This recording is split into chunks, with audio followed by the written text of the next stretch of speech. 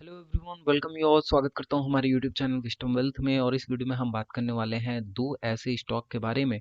पहले तो मैं सेक्टर बता देता हूं। वो दोनों स्टॉक का सेक्टर जो है वो है बैंकिंग सेक्टर।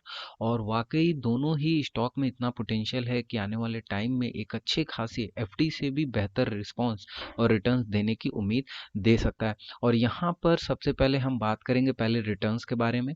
ये जो पहला चार्ट है वो है एचडीएफसी का। और यहाँ पर मैं एचडीएफसी बैंक के जो रिटर्न्स हैं वो आपको पहले दिखाऊंगा, उसके बाद हम स्विच करेंगे उसके टेक्निकल्स पर।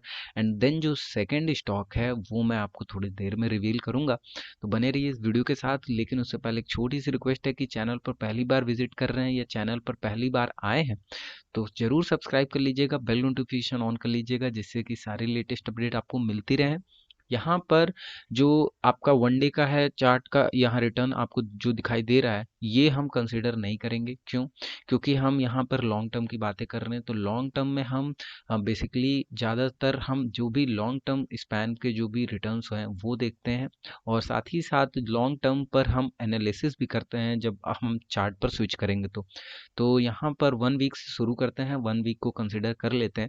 1 वीक में क्या रिटर्न रहा है ये देख लेते हैं। तो 1.92% का रिटर्न रहा है 1 वीक में। और मैं यहाँ पर थोड़ा सा एडजस्ट कर लेता हूँ अपने इस चार्ट को।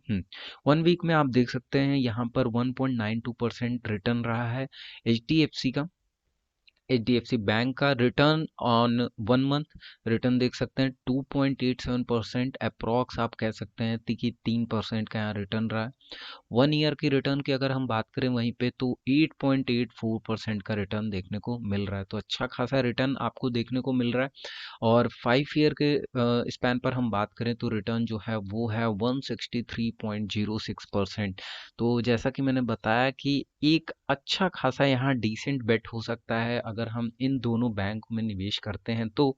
और ये दोनों बैंक जो हैं अपने आप में बहुत ही ज़्यादा स्ट्रॉन्ग हैं और ऑपरेट करते हैं अपने आप में निफ्टी 50 को। और निफ्टी 50 के अंदर ही ये दोनों बैंक आते हैं। एचडीएफसी के बारे में आपने बहुत ज़्यादा सुना ही होगा, जाने ही होंगे। और यहाँ पर कोटक बैंक जो है वो है अपना दूसरा बैंक। देखिए, जल्दी से मैं बताने का रीज़न ये है क्योंकि मैं कुछ और चीज़ें जो हैं दोनों को एक साथ लेकर बताना चाह रहा था। इस वजह से मैंने रिवील अभी थोड़ी देर में करने वाला था लेकिन पहले ही कर दिया। आपको बताता हूँ मैं वो क्या रीज़न है जिस वजह से मैंने अभी रिवील कर दिया कोटक बैंक को। तो देखिए, कोटक बैंक और एचडीएफसी बैंक में क्या डिफरेंस है कि एचडीएफसी बैंक जो है वो है फिलहाल आपका नंबर 1 प्राइवेट बैंक, ठीक है, इंडिया का। तो यहाँ पर एचडीएफसी का जो फिलहाल रिटर्न रहा है वो अपने आप में एक बहुत ही बेहतर रिटर्न है। और यहाँ पर कोटक से भी हम इसको कंपेयर करेंगे। पहले इसका मैक्स देख लेते हैं। मैक्सिमम रिटर्न जो है ये है मैक्सिमम रिटर्न आपका एच डी एफ सी का 8467.48% का यहाँ पर रिटर्न है। और हाई देख सकते हैं आपकी 1463.70 का, लो है 16.36 का। तो ये सिनेरियो है फिलहाल के अगर देखा जाए तो H D F C bank में। चलिए पहले H D F C bank का यहाँ पर हम टेक्निकल चार्ट देख लेते हैं। तो टेक्निकल चार्ट पे यहाँ पर हम आ चुके हैं। 1 डे का टाइम फ्रेम है एचडीएफसी का, यहाँ पर आप देख सकते हैं। और ये रेजिस्टेंस और सपोर्ट लाइन के रूप में मैंने इसको अभी ड्रॉ कर रखा है। अभी आपको बताऊंगा क्यों। ये है 200 डेज का एक्सपोनेंशियल मूविंग एवरेज वेटेड। यहाँ पर क्लोज और वेटेड जो है इसकी सेटिंग है। नीचे है वॉल्यूम चार्ट। तो ये देखिए, पहले तो मैं बताना चाहूँगा कि यहाँ पर जो मैंने रेजिस्टेंस लाइन ड्रॉ की थी इसको ब्रेकआउट देखने को मिला था जब एच डी एफ सी को। ऑलरेडी मैंने वहाँ पे आपको बताया था कि एक अच्छा खासा आप रिटर्न्स जो है वो बुक कर सकते हैं अगर यहाँ पर अगर आप एंट्री लेते हैं तो as a positional as a swing एक अच्छा खासा डिसेंट रिटर्न आपको देखने को मिल सकता है। तो ये ऑलरेडी अपडेटेड है, वो भी आप देख सकते हैं, ऊपर मैं आई बटन पर दे दूंगा। अभी फिलहाल जो सिनेरियो है वो है एच डी एफ सी का एक रेजिस्टेंस लेवल पर अगर हम देखें तो यहाँ पर अभी फिलहाल की बात करें तो यहाँ पर अभी आप देखें तो इसको मैं ड्रॉ कर रहा हूँ। देखिए, ये एग्जैक्टली अपने जो है एक रेजिस्टेंस लेवल पर है। ये थोड़ा सा गड़बड़ ड्रॉ हो गया, मैं फिर से ड्रॉ करने की कोशिश करता हूँ और इसके बाद आपको बताता हूँ, मैं इसको शिफ्ट करने की कोशिश करूँगा। तो देखिए ये जो है फिलहाल के रूप में अगर हम देखें तो एक रेजिस्टेंस पर है, और कहीं ना कहीं जब रेजिस्टेंस पर कोई भी शेयर आता है तो अपना एक पुल बैक वहां से कहें तो देखने को जरूर मिलता है। और रिसेंटली आपने जैसे देखा कि एक ब्रेकआउट देखने को मिला है, तो ये फिलहाल के रूप में मुझे लगता है कि एक एक पुल बैक देखने को मिल सकता है, और थोड़ा सा करेक्शन जो है वो देखने को मिल सकता है।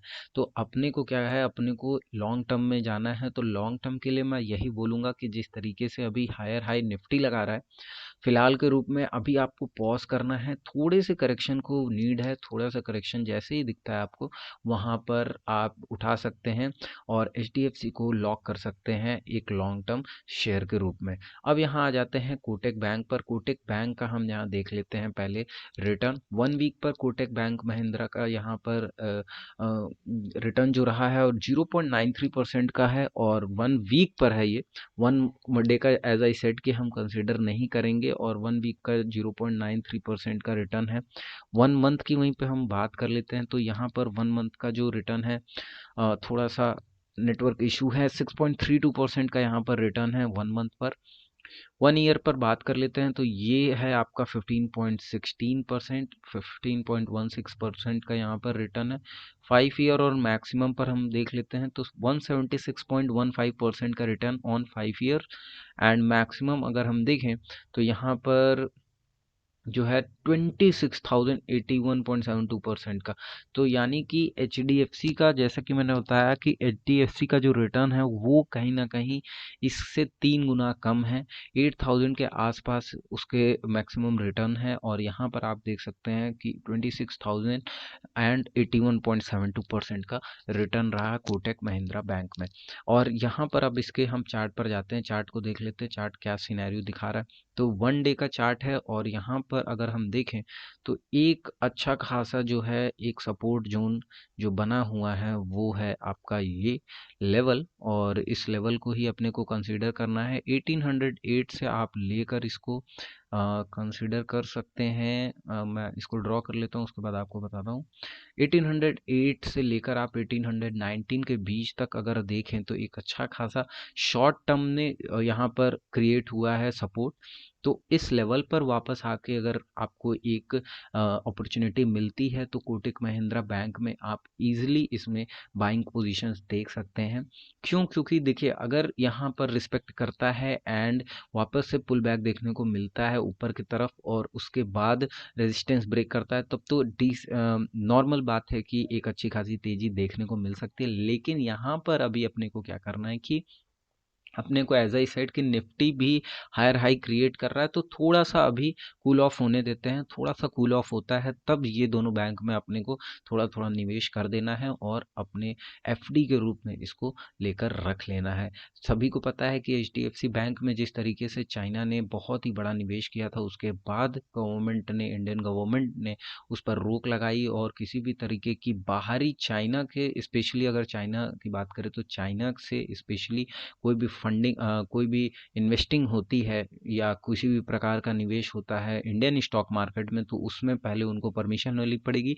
तो इसी वजह से एचडीएफसी के शेयर्स, मैं ये नहीं बोल रहा कि चाइना ने खरीद रखा है इस वजह से एचडीएफसी के शेयर्स भाग रहे हैं, ये ऐसा मेरा कोई वो तात्पर्य नहीं है, ध्यान से समझिएगा। तो यहाँ पर एचडीएफसी जो है ऑटोमेटिकली ऑलरेडी स्ट्रांग है, और इसको बताने की ज़रूरत नहीं है। परसेंटेज वाइज अगर देखें तो और ऑटोमेटिक यहाँ परसेंटेज भी बहुत अच्छे खासे देखने को मिल रहे हैं। तो इस वीडियो में बस इतना ही। वीडियो अच्छी लगे तो जरूर लाइक करिएगा, सब्सक्राइब कर लीजिएगा हमारे चैनल को, बेल नोटिफिकेशन ऑन कर लीजिए, जिसके सारे लेटेस्ट